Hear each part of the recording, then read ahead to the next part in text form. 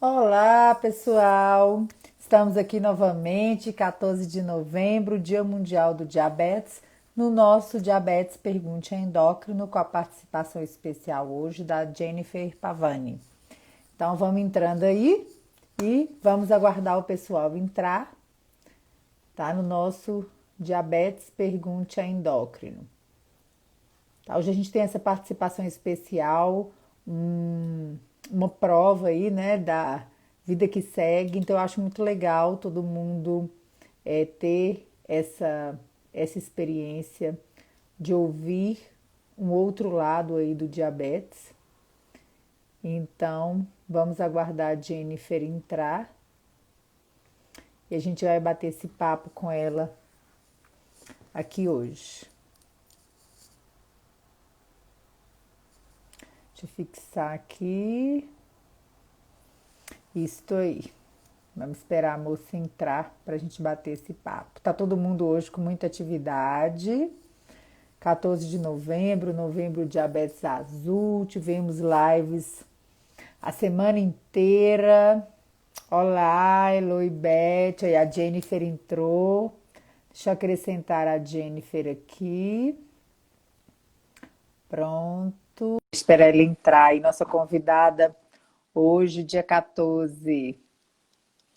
Olá, pessoal que está entrando, muita gente aí com a gente a semana inteira. Oi, Jennifer!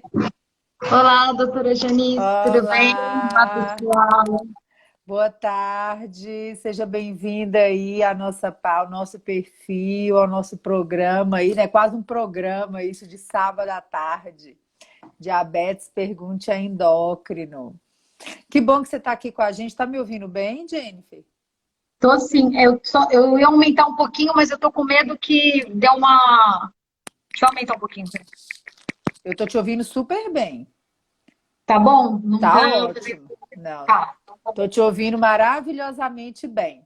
Então, gente, eu vou me apresentar para a Jennifer me conhecer um pouquinho também. É Jennifer Pavani mesmo, tá certinho, não tá? O sobrenome, o jeito de Isso. falar? Ah, Tá então, bom. pessoal, eu sou Janice, eu sou endocrinologista, né? Todo sábado às 17 horas eu estou aqui, mesmo com a semana do Dia Mundial do Diabetes, que nós ficamos aí o dia inteiro online. Ó, o Rafael querido entrou aí, Rafael Mantovani, endócrino pediatra aqui de Belo Horizonte, maravilhoso. Né? Muita gente aí já deve conhecê-lo. E aí eu vou passar, gente. Hoje a gente vai fazer um pouquinho diferente pelo Dia Mundial do Diabetes.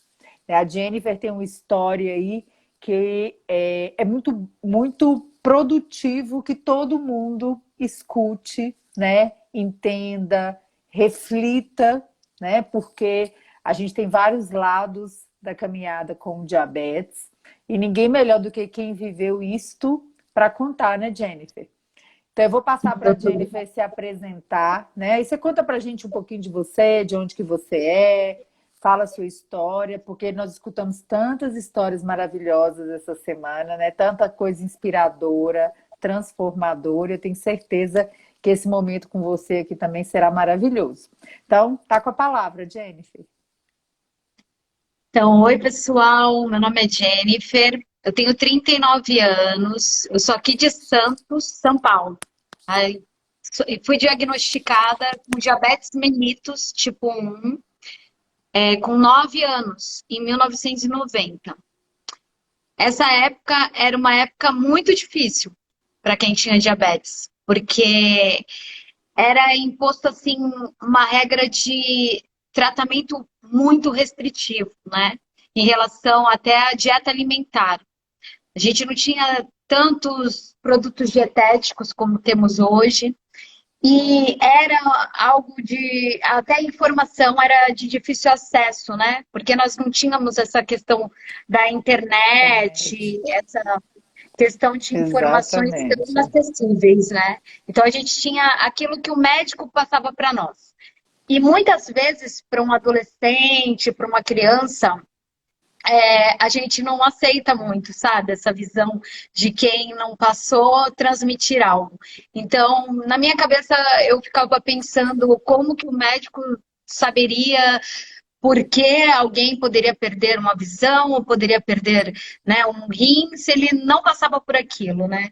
E a gente não via, assim, muitas pessoas, pelo menos, falando que tinham diabetes, né? Então, se a gente via alguém com alguma complicação, a gente não sabia do que era. Isso fazia com que a gente tivesse muita revolta e rebeldia na época, né? Na aceitação mesmo da doença e do tratamento, né? E era imposto um tratamento bem aterrorizante, assim. Falava assim para os seus pais: olha, agora você tem um problema para o resto da sua vida, sabe? Então, os próprios pais já ficavam muito assustados, né, com esse diagnóstico. Foi assim na escola, na época que eu fui diagnosticada, o Cazuza havia falecido, né, por AIDS. E o pessoal da escola começou a falar que eu ia transmitir doença para todo mundo.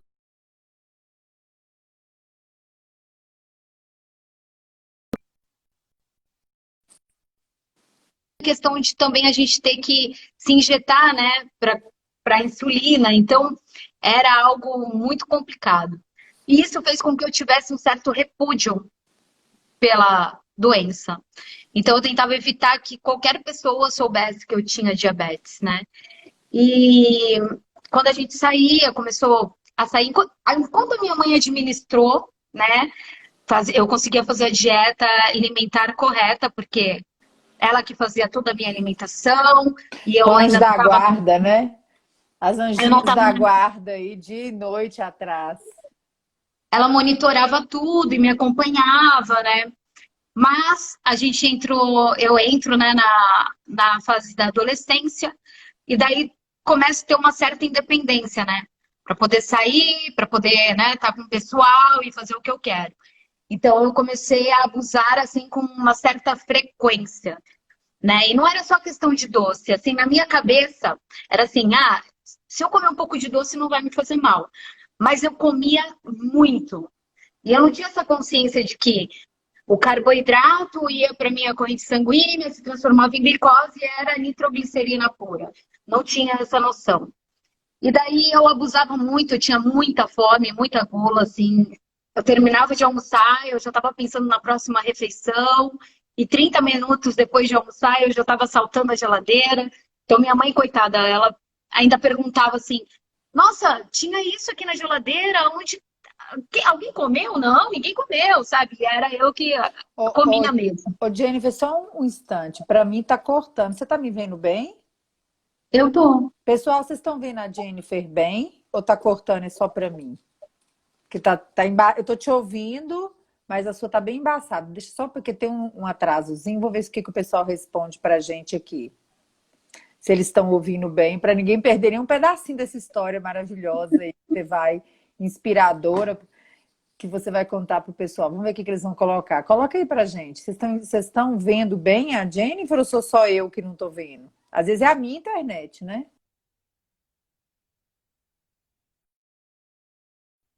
Wi-Fi.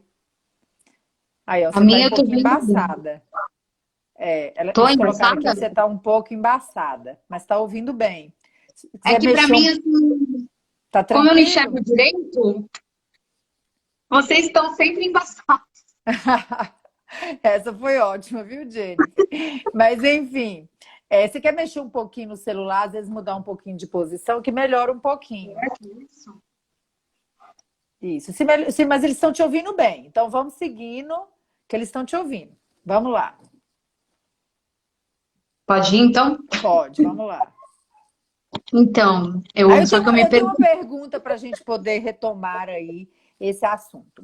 Você estava pré-adolescente para adolescente, sua mãe já estava perdendo um pouquinho aí o controle, né? Sobre Total, a assim. sua rotina. Você falou que você assim, toda hora atacava a geladeira, a questão dos doces, que você não tinha muito essa noção. Mas aí eu te pergunto uma coisa. Quando você estava com esse apetite exagerado, essas questões, você tinha essa noção de que isso podia ter a ver com o controle do seu diabetes ou não controle do seu Não, diabetes? Ou não com tinha a algum menor transtorno noção. alimentar? O que você achava que era, a sua família achava? O que a equipe de saúde falava para você na época? Ah, não, é porque assim, eu ia pelo Sistema Único de Saúde, né? O SUS. Né? Uhum, E no caso daquela época, o SUS não era um atendimento muito eficaz, sabe? Eu não sei uhum. agora, porque agora eu não me atendo mais pelo SUS. Eu tenho um plano, né? Pela prefeitura.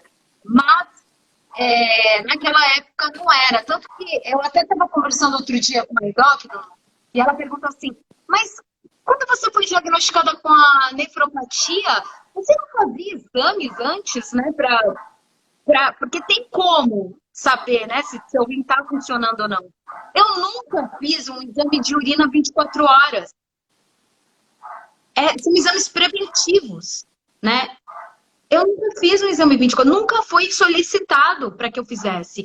Era só urina cultura e urina 1, É, sabe? hoje, até para o pessoal entender melhor aqui, hoje o que a gente utiliza é a relação albumina, na maioria dos casos, a relação albumina-creatinina em amostra única de urina, como um método de rastreamento. Para as pessoas que já têm a função renal muito comprometida, ou quando a gente pega um exame de urina rotina, né, que é esses aí que o pessoal chama de urina 1, com a perda importante de proteína, e esse outro exame, a relação albumina-creatinina, não mostra isso, aí a gente pode estar tendo o que a gente chama de falso negativo. Aí a gente pede a urina de 24 horas. Porque até uns anos atrás, deixa eu ver aqui, uns 5, 8 anos atrás, talvez, o normal era a urina 24 horas, né? Sim, Então, só para o pessoal saber que nessa história, porque a história da Jennifer é longa, já tem 30 anos, né, Jennifer, são 30 de anos. diagnóstico. Então, algumas coisas mudaram, porque senão daqui a pouco sai todo mundo da live, meu médico não está me pedindo urina de 24 horas e o povo fica doido, né? Então, Eu hoje, atualmente, eu faço de rotina 24 horas, mas é porque eu já tenho uma lesão renal, né? é Eu acredito que diferente. seja necessário Exatamente. mesmo. E eu não Exatamente. sei como que é com uma pessoa que está se iniciando também na lesão renal, se é necessário também fazer, né? Então é até 24 bom horas a por dia. gente ir esclarecendo esses pontos, né? Porque como que funciona o rastreamento das complicações, né, gente? Todos os pacientes com diabetes tipo 2, né, que a maioria hoje ainda são adultos, né? A gente está tendo os adolescentes, o número está aumentando, mas a maioria é adulto. A gente rastreia como? A partir do diagnóstico, o exame de vista, a análise aí da questão renal, né, tanto de sangue como da proteína na urina, para a gente ver se a pessoa está perdendo proteína na urina, se o rim está deixando passar essa proteína, que é um sinal da nefropatia diabética.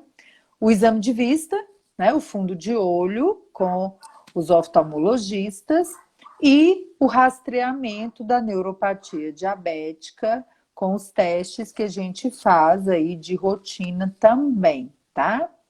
E os pacientes com diabetes tipo 1, né? A partir de 4, 5 anos de diagnóstico, a gente já começa a olhar essa questão das complicações do diabetes, né? Os rastreamentos.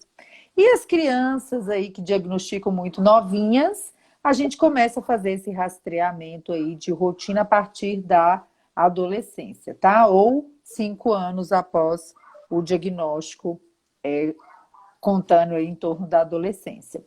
Então, é para vocês saberem como que é essa rotina. Isso hoje, Jennifer, é bem diferente da época que você, né, diagnosticou. Porque quando você diagnosticou na época que o estudo DCCT, né, estava aí começando, né, que foi o maior estudo feito com pacientes diabetes tipo 1, com diabetes tipo 1, e que mostrou de uma forma categórica como que deveria ser, né, como que deve ser o tratamento dos pacientes com diabetes tipo 1, para que a gente possa reduzir as complicações do diabetes através do melhor controle possível. E a Jennifer diagnosticou exatamente junto com isso aí. Aí você imagina, Jennifer, até hoje, 30 anos depois, a gente ainda tem muito paciente com diabetes tipo 1 que chega aos nossos serviços sem estar com o tratamento que já está sacramentado há 30 anos, né? Então, muitas das complicações que ainda acontecem e muitas das pessoas que vão identificar aqui, ou a si, ou a outras pessoas que conhecem com uma história semelhante à que você vai contar para a gente, elas ainda estão sendo tratadas de forma inadequada, né? Então, acaba realmente tendo algumas complicações. Mas aí você não tinha essa noção, acredito eu que a sua família também não tinha muito essa noção, né? Pelo que você falou. Sim, não tinha. Apesar do meu avô ter tido diabetes, né? É, não tinha essa dimensão, sabe, do que era, sabe, a questão preventiva da doença e nem os males causados. Não era possível, sabe, as informações. Então, era de difícil mesmo acesso para todos. E, para você ter uma noção, a insulina, para nós, é para regular. Então, a gente ainda não tinha essa rápida, né? E muitas vezes era prescrito só uma vez.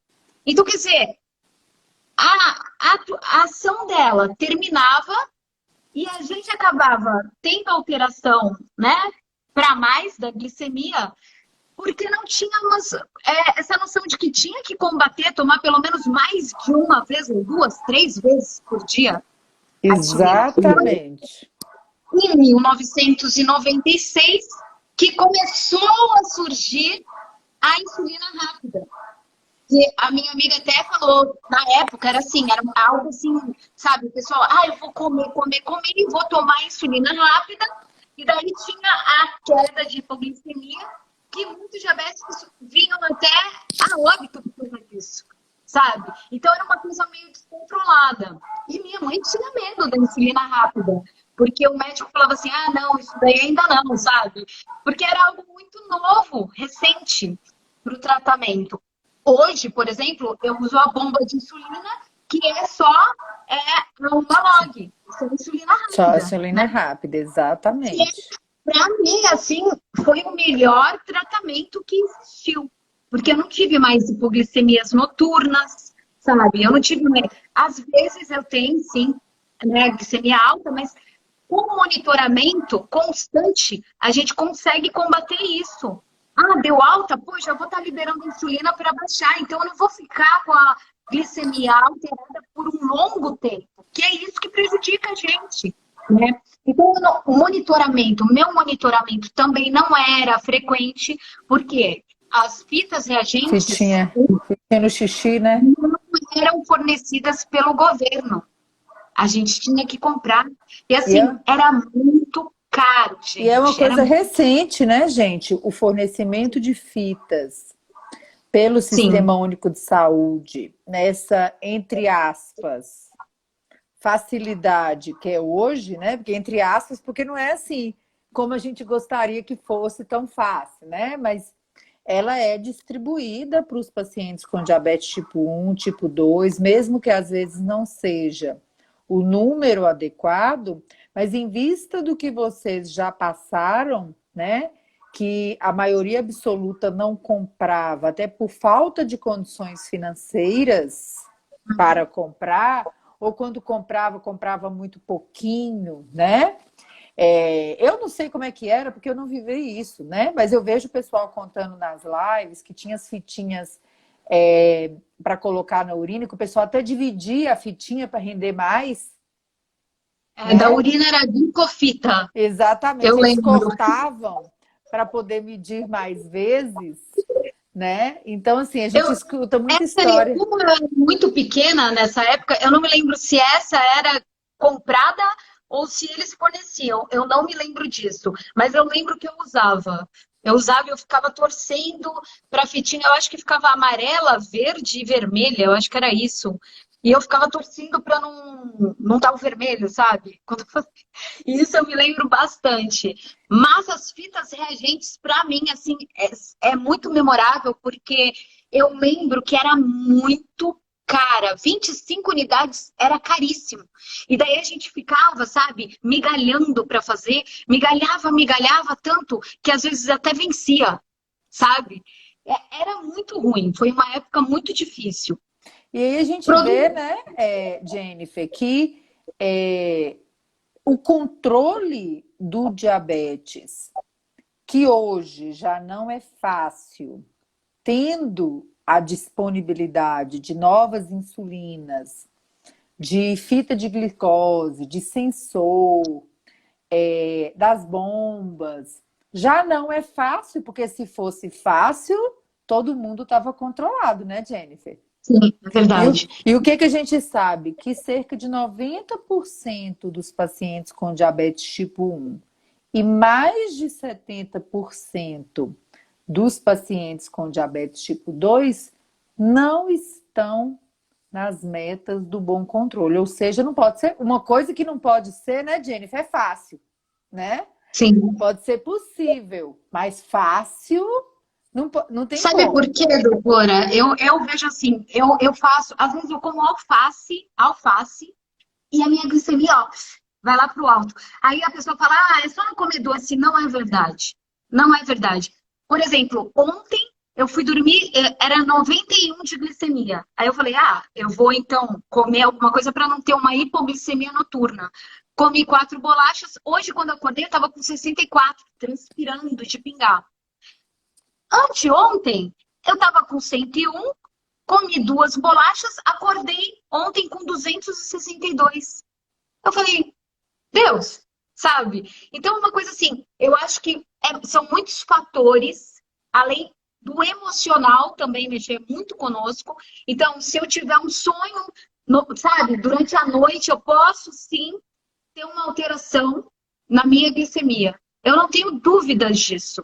Porque são testes de anos que eu venho fazendo, sabe? E eu vejo que o fator emocional mexe demais com a nossa glicemia. Quando meu pai faleceu, eu fiquei 30 horas sem refeição. Porque, assim, a minha glicemia deu muito alta, 400 e pouco, e eu liberando insulina, e minha glicemia não baixava de jeito nenhum.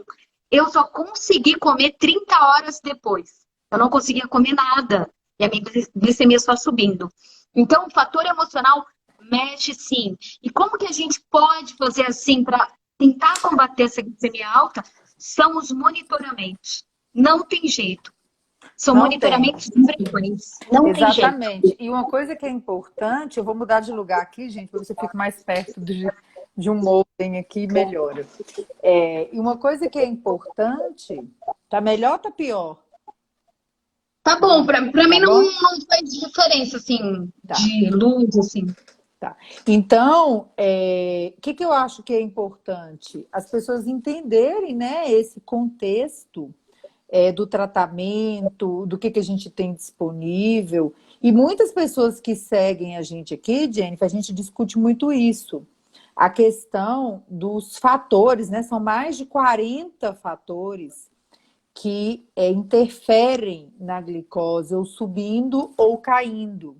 Então é importante as pessoas entenderem que não é só comida e insulina, né? Então isso é muito interessante você mostrar esse contexto, porque tem muita gente aqui que nem sabe que isso existiu, Jennifer. Medir glicose em urina, não ter insulina disponível, ter que pagar caro por uma fitinha, né? Ter dificuldade para ter acesso à insulina. Tem muita gente que nem sabe que isso existiu, né? Porque Sim. já nasceu na época do sensor, da fita da ponta de dedo, né? Dos exames de laboratório feitos com muita facilidade, né? Hoje, Uhum. você não precisa nem ter plano de saúde para você conseguir fazer todos os exames. Nas unidades de Sim. saúde, você consegue fazer tudo pelos laboratórios, das prefeituras, né? Então, E eu isso é. arrumei até uma clínica, doutora, aqui, né, que é assim, eu tenho muita dificuldade de ficar 12 horas sem comer, né? Então eu tenho quedas bruscas se eu fico muito tempo sem me alimentar. Não sei se pode ser alguma relação também com a insuficiência renal. Eu arrumei uma clínica aqui que faz o exame em 8 horas, sabe? É a única aqui em Santos também. Ela faz esse jejum de 12 horas, 8 horas. São É, os mas na, mesmos exames. mas na verdade a gente precisa entender uma coisa com uma clareza maior, né? 8 horas de jejum para fazer a glicose de jejum, ela é mais do que suficiente. E os Sim. demais exames, a maioria, gente, nem de jejum precisa, né? Hoje, hemoglobina glicada, tireoide, função renal, colesterol, triglicéridos, a gente já pode fazer esses exames sem a necessidade do jejum, né? Então, isso é muito importante que você está pontuando também, porque às vezes as pessoas escutam isso mesmo nos laboratórios e às vezes acarreta um transtorno aí no dia a dia que nem teria necessidade, né? Então, isso é um fato importante. Mas aí conta mais para a gente dessa sua história. Você passou pela adolescência, com todo esse furacão, né? E aí, como que foi essa evolução até você chegar no seu hoje, aí no livro, né? Contar a sua história, vida que segue. Conta pra gente um pouquinho. Eu comecei a tomar consciência, né, da necessidade de fazer um controle assim alimentar com 21 anos. Então eu desidratei, eu vivia internando, indo para o hospital, né, descompensada. Mas eu desidratei, eu tive uma desidratação, fiquei 5 dias na UTI acordada. Aí eu vi a gente entrando viva e saindo morta. E aquilo foi assim, para mim, assim, foi assustador. E daí eu falei assim, eu não quero mais voltar para esse lugar. Não quero mais voltar para a UTI, eu não quero. Eu saí de lá decidida e comecei a fazer tudo muito certo, alimentação e tal, sabe? Só que daí os anos de negligência, né, não foram aplacados pelo tempo que eu me conscientizei. Então, eu me formei na faculdade, eu sou formada em pedagogia, e logo depois que eu me formei, eu comecei a ter a perda da visão. Foi um dia que eu ia à praia e quando eu saí de casa, assim, eu vi o prédio, assim, na frente, que era branco, era um clarão, que, nossa, a minha vista, assim, até ardia.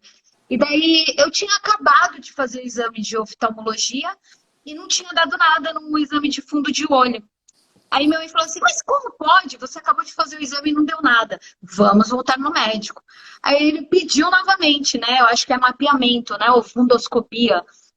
Fundo E de olho. daí, Ele fez o fundo de olho, às vezes faz a retinografia, né? Tem uma propedêutica aí, os exames de acordo com o seu tempo de diabetes, de acordo com o que o oftalmo está vendo no olho, ou de acordo com o que o oftalmo não está vendo no olho, né? Que às vezes as pessoas acham engraçado, sabe, gente? A pessoa fala assim, uai, mas ele não viu nada no meu fundo de olho e me pediu um exame a mais. Como assim, doutora? É justo isso. Porque quando a pessoa tem muito tempo de diabetes e não tem o fundo de olho, aparentemente não tem nada, os oftalmologistas pedem um exame que chama retinografia, que é uma filmagem da retina, porque às vezes o exame vê a alteração inicial que o fundo de olho, que é mais fácil de fazer, faz parte da consulta, ainda não vê, né? Então é muito comum que eles peçam esse exame aí. Aí só para ele pediu explicando para para o eu, pessoal. ele pediu para eu refazer. E daí, quando a gente pegou o exame, ele falou assim, olha, realmente não tinha dado nada naquele exame, mas a diabetes é assim. Às vezes ela avança de uma maneira surpreendente. Você está com microhemorragias na vista, você vai ter que fazer laser na vista. Até aí, né, eu pensei, vou fazer laser, vai ficar tudo bem, né? Fiz 1 ano e meio de laser. Era muito difícil, porque eu ficava até sem trabalhar no dia que eu fazia. Ardia muito e doía. um ano e meio depois, eu tive o descolamento da vista esquerda. Assim que eu tive o descolamento da vista esquerda, o médico falou, olha, a gente tentou, né, conter aí o avanço com laser, mas não adianta. Você vai ter que fazer a vitrectomia. Isso na vista esquerda. Aí ele falou assim, olha, você tá com visão ainda na vista direita. Mas como progrediu na vista esquerda, é melhor você já fazer também na vista direita. Aí eu falei, tá bom, né? Aí ele falou assim, ó, 99% dos casos dão certo, 1% não dá.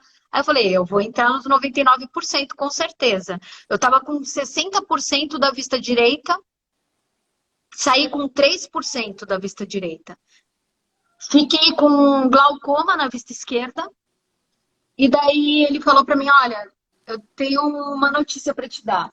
Você não vai mais enxergar da vista esquerda, e a vista direita você vai ficar com isso que você tá. Aí eu falei assim, mas eu não tô com nada. Eu falei, eu tô com 3%, como é que eu vou trabalhar, dar aula, né, fazer as coisas? Aí ele falou assim, olha, eu não vou mais mexer nessa vista que não tem mais jeito. Ele falou. Aí eu não aceitei. Eu falei assim, eu vou para São Paulo, eu vou num hospital lá em São Paulo e vou passar em algum retinopata lá. E eu fui numa clínica lá em São Paulo, eles conseguiram recuperar 5% da minha vista. Eu tenho 8% hoje, o que me ajuda bastante, porque eu perguntei para ele se eu estimulasse a minha vista e não aceitasse, né, as adaptações, se isso ia afetar ou ia atrapalhar. Ele falou, ó, benefício você não vai ter. Ele falou, mas não vai alterar em nada.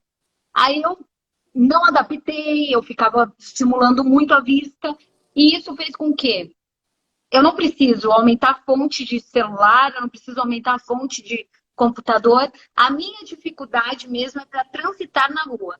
Porque assim, a minha vista horizontalmente é muito difícil, sabe? Tem um embaçamento muito forte. Aí quando eu olho para baixo, melhora. Mas olhando para frente, não. Então eu tenho muita dificuldade de transitar. Então, geralmente eu tô com a bengala. Entendi. Difícil é me ver sem a bengala. Isso tem quantos anos, Jennifer, esse 15 diagnóstico? anos. Tem Eu 15 tinha anos, 25 anos. 25 Eu tinha anos. 25 anos. E o médico perito queria me aposentar e eu falei, não, eu não vou me aposentar. Falei, eu tenho 25 anos, eu vou prestar um concurso público e eu vou passar no concurso público. E eu prestei o concurso público e passei. Então, em 2008, eu comecei a trabalhar na prefeitura. Só que logo depois eu tive pneumonia e daí ascendeu para uma tuberculose pleural, onde eu tive uma perda de 40% da função pulmonar. E depois disso, acabou desencadeando uma bronquite asmática e uma rinite alérgica, que eu nunca tive, sabe?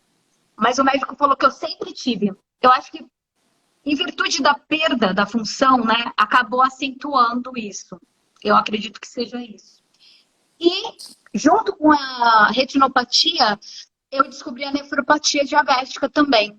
Né? O médico falou que, na época, eu não sei, né, se hoje também isso é uma regra, mas na época ele falou que geralmente as pessoas que desenvolviam a retinopatia tinham a nefropatia junto. E daí ele falou assim, faça um exame com nefrópata.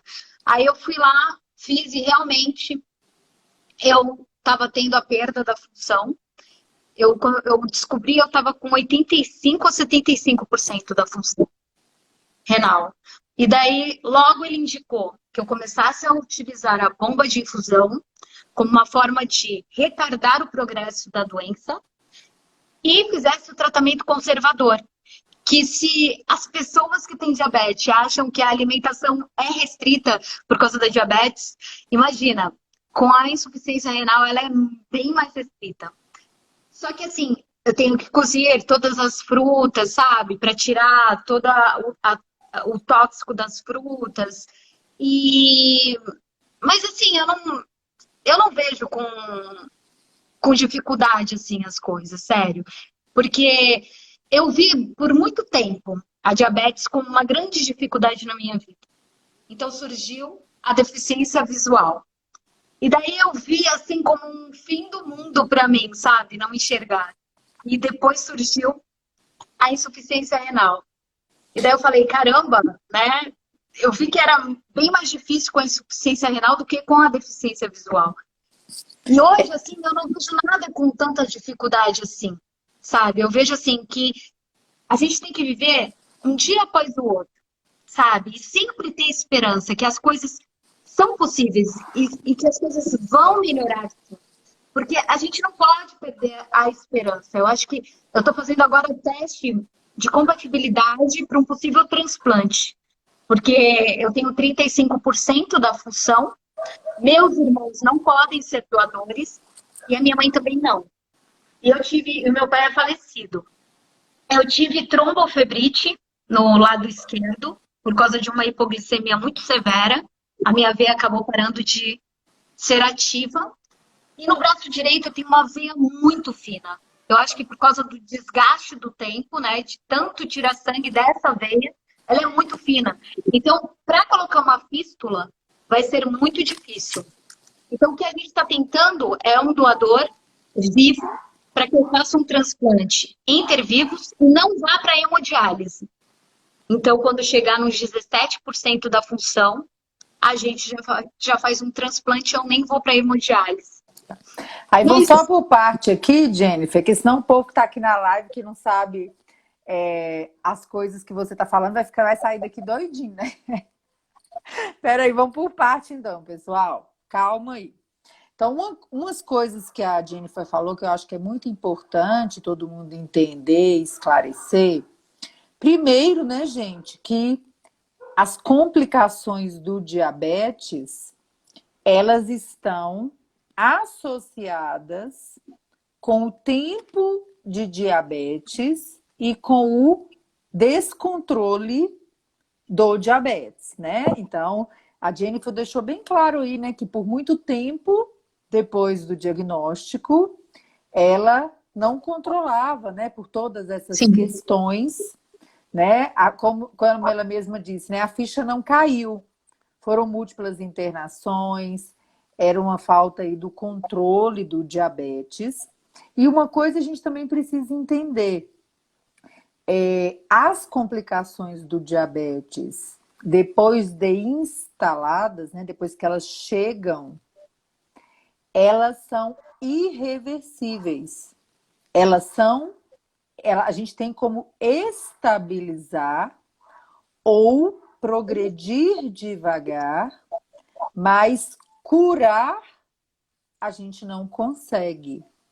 E muitas pessoas, Jennifer, ficam lopiradas quando tem uma história semelhante à sua, que a ficha cai, que a pessoa toma a decisão por fazer o tratamento no seu melhor possível. E muitas vezes essas pessoas vão para a meta absoluta do controle do diabetes. Elas vão para a hemoglobina glicada menor do que 7. Só que isso não é a chave de ouro, a loteria, de que se você for para o bom controle, você não vai ter complicação. Depois que você está há década, né? Como no seu caso era mais de década, né? Uhum. Isso não é, porque às vezes a pessoa fala assim, doutor, mas como que eu posso ter complicado a minha visão? Ou ter complicado o meu rim? Eu tenho uma neuropatia, se agora eu tenho uma hemoglobina glicada de menor que 7, se eu estou Uhum. seguindo o meu plano alimentar, se eu estou fazendo contagem de carboidratos, se eu estou usando uma bomba de insulina, como pode minha visão, a complicação da minha visão progredir? Então, a gente precisa entender isto. E é importante também a história da Jennifer, uma coisa que é muito importante, principalmente para os pais entenderem, os pais das crianças, dos adolescentes. Os primeiros anos do controle do diabetes, eles têm uma importância fundamental no futuro e nesse percentual de complicações. O que os estudos mostram, baseado no conceito que a gente chama de memória metabólica. O seu corpo, ele guarda a lembrança dos anos de bom controle iniciais, os 5 primeiros anos. Então, o que, que a gente vê muito? Que nos primeiros anos de doença, quando é criança e adolescente, ou adulto também, né? Mas eu digo criança e adolescente, porque é muito comum que as pessoas contem que nos primeiros anos era muito bem controlado e que depois que assumiu sozinho o controle do diabetes, descambou, né? O trem desandou. Então, muitas pessoas que estão bem controladas nos primeiros anos, mesmo se depois elas não estão bem controladas, às vezes elas não têm tantas complicações, né? Só que no caso da Jennifer foi um somatório, né, Jennifer? Porque os primeiros anos não teve esse bom controle, né?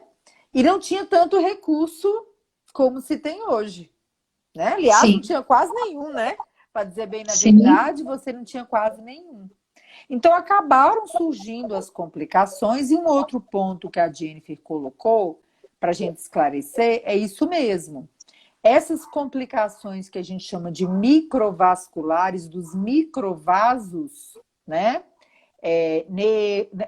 Na parte do rim, na parte da visão, é muito comum. Por quê? Quando o diabetes mal controlado vem, ele não pega só o vaso do olho, não. Ele pega o vaso do corpo inteiro, né? Então, se você acometeu pequenos vasos na visão, é muito comum que você também tenha comprometido os pequenos vasos do seu rim e vice-versa. Por isso que a gente não faz rastreamento de uma coisa ou de outra. A gente faz todos os rastreamentos que são necessários, né?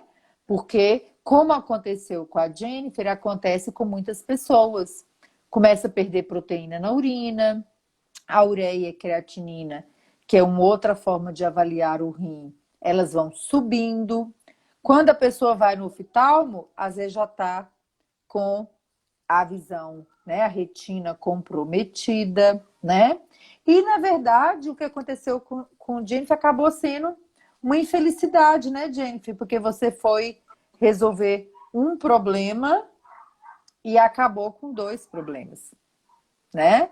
Porque você acabou comprometendo com essa questão aí do tratamento os 2 olhos. E aí eu tenho uma pergunta para você, Jennifer. Quando você se viu, né? Você já contou um pouquinho. Quando você se viu aí limitada fisicamente por uma Uhum. complicação do diabetes, você até falou, né? Eu não aceito, eu não quero ficar uma inválida aposentada, né? Por Uhum. uma doença, e você foi à luta, né? E aí eu queria que Sim. você contasse um pouquinho para o pessoal como que foi isso na visão, na sua visão, na visão da sua família, na visão dos seus amigos, dos seus colegas de trabalho, como que eles veem essa sua virada de chave? Conta pra gente um pouco disso aí, porque isso é um exemplo muito grande para muita gente, viu, Jennifer? Tem pais que vêm atrás da gente pedindo atestado para aposentar uma criança que acabou de ser diagnosticada com diabetes. Para Não você ter uma façam isso. ideia. E acontece, e não é raro, não. Não é raro, né? Não E façam isso. enquanto tem muitas pessoas que estão com complicações do diabetes que não limitam tanto, né? Tanto como a visual, e que às vezes as pessoas se entregam e caem numa depressão, num isolamento social, que não ajuda em nada a controlar o diabetes, né? Então, essa sua história, ela é muito bonita, então é muito emocionante que você possa contar para o pessoal aí, servir de exemplo, para que vocês também, gente, que estão aqui na live, possam dividir isso com outras pessoas, né? Conta aí, então, para a gente, Jennifer, essa evolução, desde o momento que você optou pelo concurso e como que foi sua vida depois disso. Eu optei, eu fiquei com muita vergonha quando eu fiquei deficiente. Foi difícil. Eu falei assim, eu pensei, nossa, durante tanto tempo eu quis não mostrar para as pessoas que eu tinha diabetes e agora eu vou ter que conviver com algo que eu não tem como não mostrar, né? Uma deficiência é impossível, né? Você não demonstrar para as pessoas. Mas eu consegui ocultar por muito tempo, assim, porque eu saía com meus pais, então eles estavam sempre me segurando, estavam sempre me ajudando, então eu não tinha uma independência, né? Só eles me monitorando. Quando eu passei no concurso, foi assim, uma questão de estar tendo mais autonomia, né? Então eu fui para a Secretaria de Esportes, né, do município de Santos, e lá eu conheci o esporte adaptado. O técnico do PCD, né, do PCD, do atletismo PCD, me convidou para competir. E daí eu falei assim, caramba, agora eu vou ter que assumir minha deficiência, né? Porque ou eu não vou, ou eu vou. Eu falei assim, eu vou e vamos lá, né? E você Então, a estava partir com quantos anos quando eu essa estava com proposta? 28. 28. Tem 28 11 anos. anos. Foram 3 anos, assim, tentando evitar que as pessoas soubessem que eu tinha ficado deficiente. E daí, aos 28 anos, eu aceitei entrar na equipe. E foi a melhor coisa que aconteceu, assim, o esporte realmente mudou a minha vida, sabe? Foi um benefício, assim, que, nossa, trabalhar, fazer atividade física, são duas coisas, assim, que as pessoas não podem deixar de fazer, sabe? Porque isso é um estímulo para nossa vida. Isso aí. Então, eu fiquei durante 3 anos competindo pela cidade, e É daí atletismo? Atletismo que você falou? atletismo. Eu era Aham. velocista, né? Corria 100, 200 e 800 metros. E daí, só que por causa, né, da questão da redução da função pulmonar, então era muito desgastante para mim. E como eu não posso tomar anti-inflamatório por causa da Do rim. insuficiência renal, as lesões demoravam muito, né, para melhorar, né? Era tudo paliativo. Então era muito difícil para mim. Então eu competi durante 3 anos e daí resolvi deixar o esporte de alto rendimento. Uhum. Até que um surfista veterano, que é campeão brasileiro e campeão paulista, falou que ia ter a inauguração da Escola Radical de Surf Adaptado de Santos. E daí ele falou para mim, Olha. você não quer trabalhar conosco? E daí eu falei assim, eu fiquei com um pouco de medo, que eu estava há 11 anos trabalhando no outro lugar. Eu falei, eu quero. E daí eu fui para lá. E daí lá, uma escola super inclusiva, nossa, as pessoas maravilhosas, um lugar muito empático. E daí ele falou assim, agora eu quero que você surfa. Aí eu falei assim, Uma coisa é quanto a terra, né? A surfa? outra coisa é a Não água. é? Porque, assim, com a perda da visão, eu perdi um pouco do equilíbrio também, né? É uma coisa completamente, sabe, surreal para mim. E daí eu falei assim, meu Deus, e agora eu vou surfar? Como é que eu vou fazer, né? Então eu fiz, no início do ano, eu fiz 6 aulas, né? E daí eu vi que era possível, sabe? Que os maiores limites que a gente coloca na vida somos nós que acabamos impondo, sabe? Cabeça, né?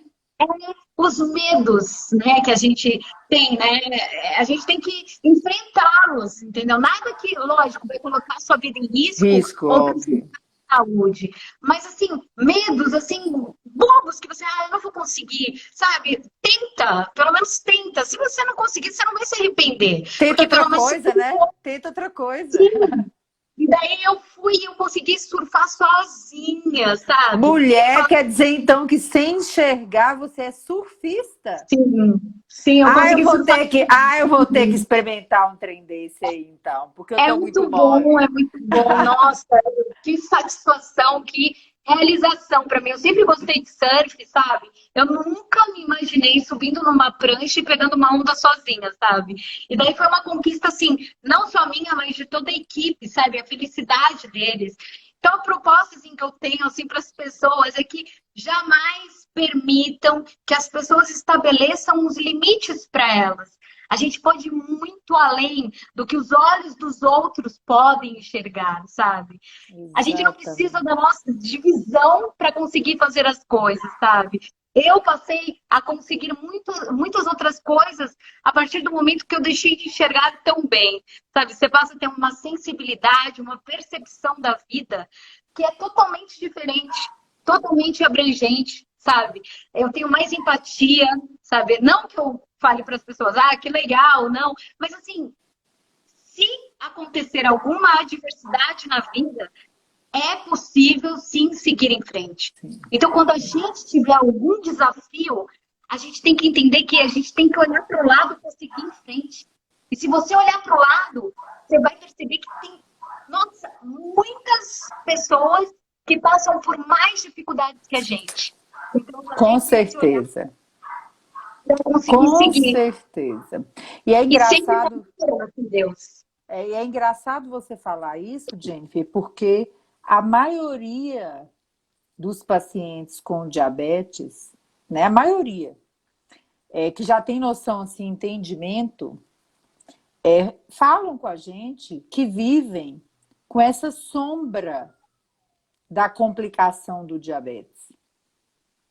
E a maioria, os que estão, muitas vezes que estão falando isso, claro, são os que não têm complicação diagnosticada. E a gente vê o quanto que as pessoas, às vezes, se limitam sem ter nenhum limite físico. Sim. Né? Então, essa sua história, ela é muito inspiradora. E eu tenho certeza que muitas pessoas que estão aqui vão refletir sobre isso. O que, às vezes, não está... Quantas pessoas, né, Jennifer, têm diabetes e não praticam esporte? E não tem nenhuma limitação física, né? Sim, estão enxergando, estão com o seu pulmão funcionando, estão com o seu rim funcionando e não andam 100 metros no dia. Não dão uma volta no quarteirão. Eu estou reclusa há 8 meses, porque mais por causa da questão do pulmão. Eu estou reclusa há 8 meses. Eu faço atividade física todos os dias. Eu comprei uma mini bike, sabe? Uma bem pequenininha para fazer atividade física. Olha, se eu não tiver um peso, eu pego a garrafa de água, eu faço com o peso da garrafa de água. O que a gente não pode fazer é deixar de fazer atividade física, sabe? Então, eu estabeleci isso para mim. Enquanto eu vou viver um dia após o outro. Assim, para que se o próximo dia chegar, eu não olhar para trás com arrependimento. Então, às vezes eu converso com pessoas que já desenvolveram complicações e falam assim para mim, eu já desenvolvi mesmo complicação, agora deixa para lá. Eu falei, mas você vai deixar para lá para ter mais complicações?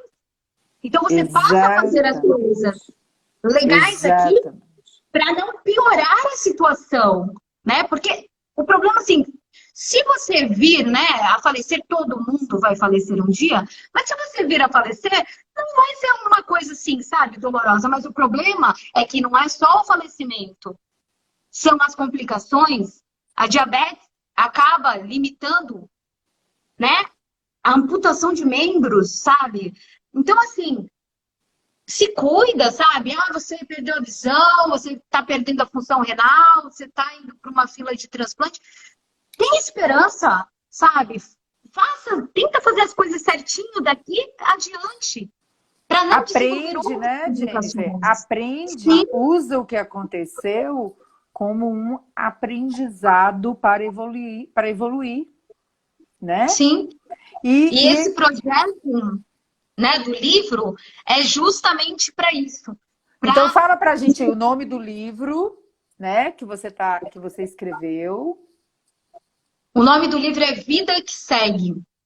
E ele é um livro, assim, é um projeto motivacional, preventivo e inclusivo, né? Porque eu quero muito que, assim, as pessoas que têm diabetes não precisem, né, pisar nas mesmas pedras que eu pisei para se conscientizar da necessidade, né, de estar se prevenindo, de estar fazendo um tratamento, mas se desenvolver, né, alguma complicação, saiba que é possível sim seguir em frente.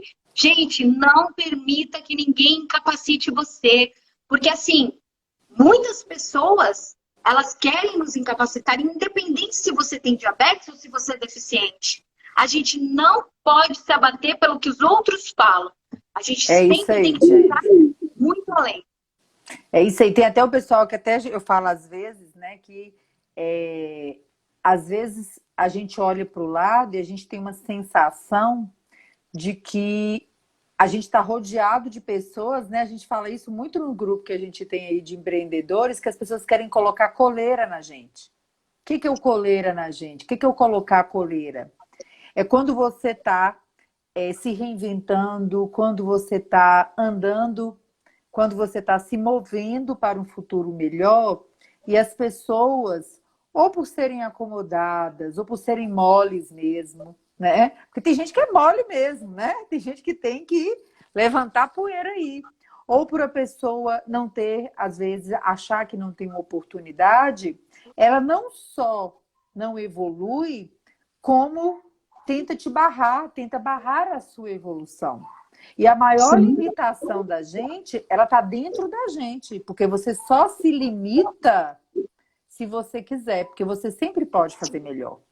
Né? Se você não está numa cama em coma, você sempre pode fazer, né, melhor do que você fez ontem. Né? E você é um sim, exemplo disso. Você podia, né, Jennifer, estar em casa, aposentada, recebendo, né, um auxílio, sem ter ninguém para conversar, isolada, né? Sem estar usufruindo das outras oportunidades que a vida te trouxe. Tudo bem, foram por causa da complicação, ok, mas foram oportunidades, né? Não sim. deixaram de ser oportunidades. Veja bem quantas pessoas com retinopatia e nefropatia surfam, já correram ou escreveram um livro, como você, né? A maioria É está em casa, verdade.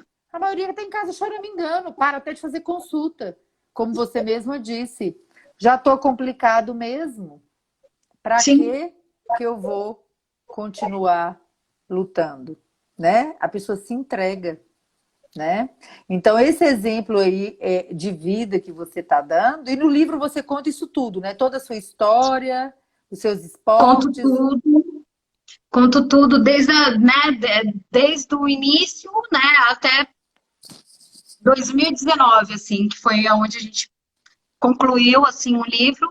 E daí a gente está nessa campanha, né, para conseguir arrecadar verba para a publicação do livro, né? Porque assim, eu não vou ter lucro nenhum na publicação, só que eu não tenho dinheiro para financiar e publicar, né? Então a gente entrou numa campanha, né, de vaquinha virtual para tentar, né? Porque assim, se cada um, né, colaborar com um pouquinho, a gente consegue alcançar a meta e publicar esse livro, porque vai estar ajudando muita gente, eu não tenho dúvidas disso, né? Eu converso, né, nas comunidades, assim, e vou conversando e vou tentando estimular as pessoas ao tratamento, sabe, à prevenção. Então, eu sei que esse livro vai ser capaz de ajudar muitas pessoas, e esse é o meu propósito. Assim, eu acho que a gente tem desafios na vida e a gente pode transformar esses desafios em grandes propósitos, né? E esse é meu propósito agora. Eu vou ficar muito feliz de estar podendo ajudar as pessoas, sabe? Motivar, estar estimulando. E essa é a minha função. Essa é a minha maior alegria agora. Nossa, mas assim, Jennifer, foi muito bom escutar a sua história. Eu queria que você contasse para o pessoal aqui, que vai ficar gravada a live, como que eles podem participar dessa sua jornada aí, como que eles podem te ajudar, qual que é o endereço dessa vaquinha virtual, ou como que tem jeito de comprar, como é que está funcionando isso, onde que as pessoas podem Então, acessar isso aí? o pessoal pode entrar no meu perfil, tá? No @Jane_Pavani, Colocar ou aqui. mesmo contribuir direto no site da vaquinha, que é www.vaquinha.com.br.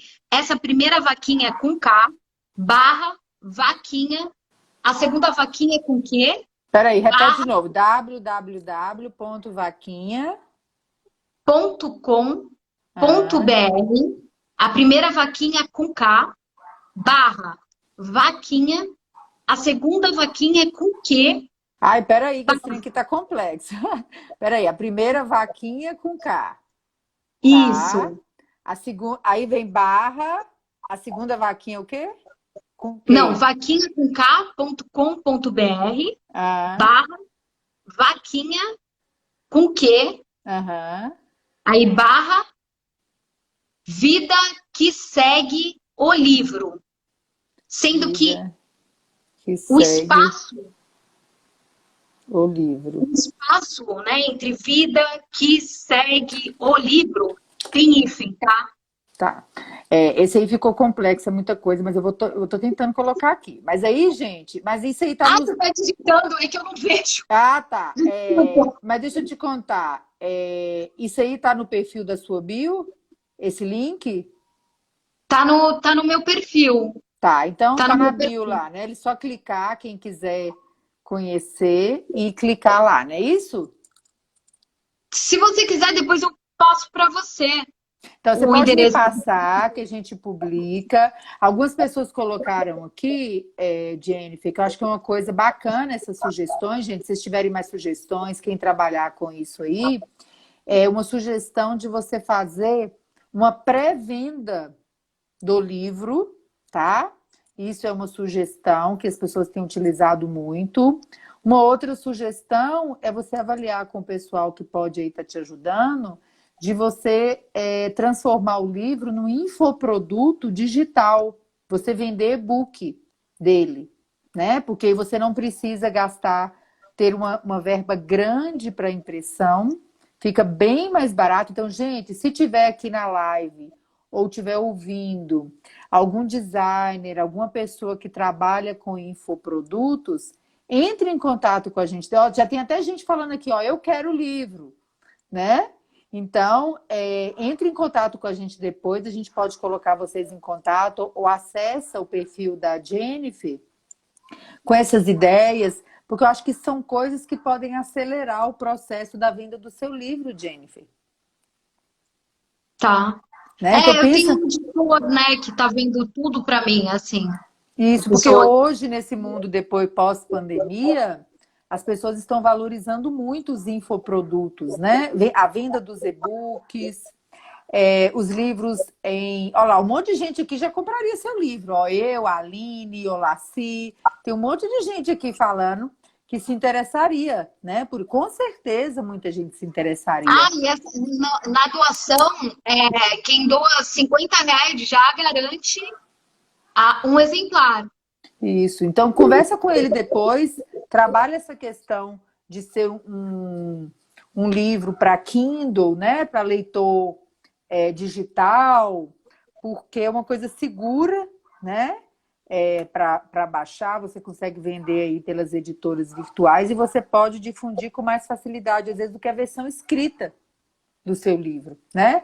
Então, pessoal, se tiver alguém aqui que vocês conheçam, que trabalha com infoproduto, com lançamentos de produtos digitais, dá essa dica, essa força aí, né, para a Jennifer poder contar essa história, chamar ela aí no privado, porque quem sabe a gente não vai receber esse livro logo, logo, né, Jennifer?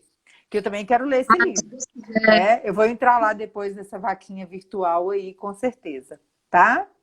Ô, Jennifer, eu quero te agradecer muito, o nosso tempo aqui está acabando.